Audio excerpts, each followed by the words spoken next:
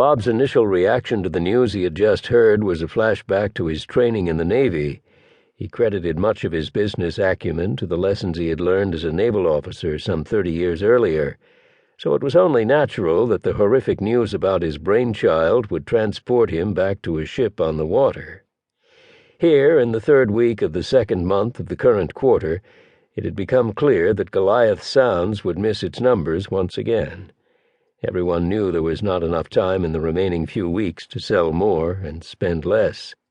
Bob could usually clearly articulate what he was thinking, but that morning only 2 words tumbled out as his brain was mixing metaphors under the stress he felt. Trainwreck.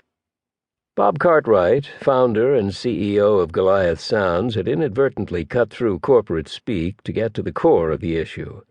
Whether delivered by land, rail, or sea, this morning's report was a bloody disaster. Then, after what seemed like an eternity, another voice broke through the smoke, clouding Bob's mind. "Bob, I know it's worse than we thought, but in this economy it's the new normal." Craig Haskell had been at the helm with Bob for the last 5 years as CFO and was Bob's closest advisor in the company. The bitter news that Goliath Sounds was going to miss both its top and bottom line for the 6th consecutive quarter was, as the business press was quite fond of saying, unexpected. All the pieces had been arranged over the past year to turn the ship around. Bob had upended the entire sales operation, putting some of his longtime managers and salespeople out to pasture. Craig had overseen major cost reductions across the board, taking a sharp axe to the company's R&D, marketing, IT, and internal operations. Now this.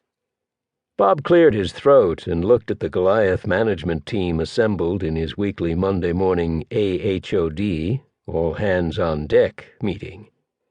"Been down this road too many times," he said, in a tone of defeat unusual for him. "No one's buying the new normal line. I've already blamed our problems on the competition, the reorg, and the weather.